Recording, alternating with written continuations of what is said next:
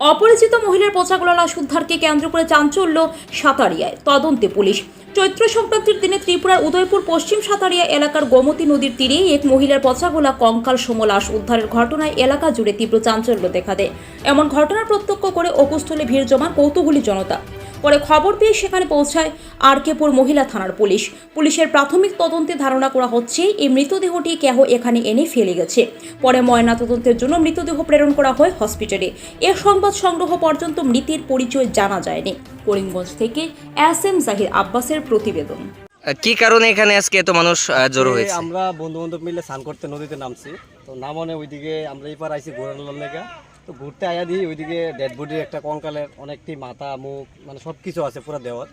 তো দেখলাম যে একটা ধুতি কাপড় দিয়ে ওইদিকে পেঁচান না। তো আমরা কিতা করছি দেখা আমরা ফোন করছি থানাতে পুলিশ আনার লেগা। তো আমরা দেখা বুঝতেছি যে এটা একটা মহিলার ডেড বডি মনে হইতেছে, সম্ভবত বেশি দূর হয়েছে না, তো 1-1.5 মাস মনে ওইদিকে কেউ খাদাইছে না, ওদিক থেকে আইসে কইতে পারতেছে না। আমরা দেখা পুলিশের ফোন করছি, পুলিশ প্রাথমিকভাবে কি মনে হইতেছে এটা পেঁচায় রাখছে নাকি? পেঁচায় রাখছিল বলতে এটা কি এদিক থেকে বাইশা তো আইতো না, বাইশা তো অনেক কতই না, এটা এদিকে খাদাইছে বা কোনো কেউ পালাইছে এরকম লাগতেছে আমরা তো দেখা। তো বাকিটা তো পুলিশ তদন্ত করলে বুঝতে পারবো আসলে ঘটনাটা কি হয়েছে। কোন জায়গায় এটা? এটা হয়তো আমরা ওই পারটা ধরে সনবন আর ওই পারটা ধরে পশ্চিম সাতারিয়া। পশ্চিম সাতারিয়াতে পাওয়া গেছে। পশ্চিম সাতারিয়া ওইদিকে সরার মুখের দিকে পাওয়া গেছে আর কি। গোমতী নদীর মাঝখানে যে মানুষ কৃষি করে ওই সবটার মাঝখানে পাওয়া গেছে আর কি। এরকম পাওয়া যায় অনেক সময়, অনেক মৃতদেহ পাওয়া যায় এদিকে। আজকে ওইটা দেখলাম আমরা, তার লাগে আমরা পুলিশে ইনফরমেশন কি মনে হয় প্রাথমিক যেটা দেখা মনে হয় যে এটা রহস্যজনক মনে হয়? কি রহস্যজনক তো লাগতেছে, এরকম ধুতি দিয়া শ্মশান থেকে তো এইভাবে দেহ কোনোদিন কেউ ফালাইতো না, ইম্পসিবল। ওদিকে মনে হয় যে কেউ ফালাইছে বা এরকম। পুলিশ তদন্ত করলে এটা বুঝতে পারবো যে আসলে এটা একটা কি ক্রাইম নাকি এটা কেউ ফালাইছে, এটা তো পুলিশ বুঝতে পারবো, আমরা তো আর বুঝতে পারতাম না। আমরা তো লাগতেছে যে এটা স্বাভাবিক, এটা কোনো একটা রহস্যজনক ঘটনা এরকম লাগতেছে আর কি। আমরা তার লাগে আমরা পুলিশে ফোন করছিলাম, আমাদের লেগে পুলিশ দেখবো বাকিটা। কি হয়েছিল এখানে আজকে?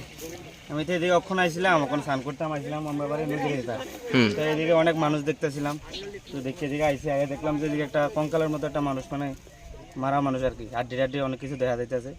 তবু দেখে মনে হইতেছে যে মহিলা মানুষ হইব, হাতে শাখা টাকা এমন কিছু দেখা যাইতেছে, ধুতি দিয়ে ফেছেন না, এরকম একটা জিনিস দেখা যাইতেছে। দেখে প্রাথমিকভাবে রহস্যজনক মনে হইতেছে কি?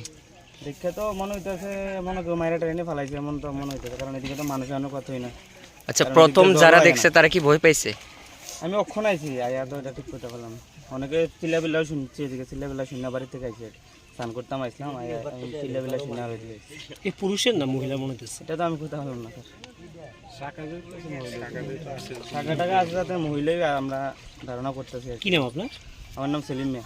এই জায়গাটার নাম কি? জায়গাটা সাতারিয়া, বাবারি সন্মান নদীর, মানে ওই পারে ছন্মন এই পারে সাতারি? হ্যাঁ, পশ্চিম সাতারিয়া। পশ্চিম সাতারিয়া। তো তোমরা এটা কঙ্কাল টঙ্কাল দেখলাম। কঙ্কাল দেখছো? কি দেখে কি মনে হয়েছে এটা? লাগে মহিলারা। আচ্ছা, মানে নদীর ধারে? হ্যাঁ, নদীর ধারে। কোন সময় দেখছো তোমরা? আমি তো এখন আইছি না। আচ্ছা, কোন জায়গায়?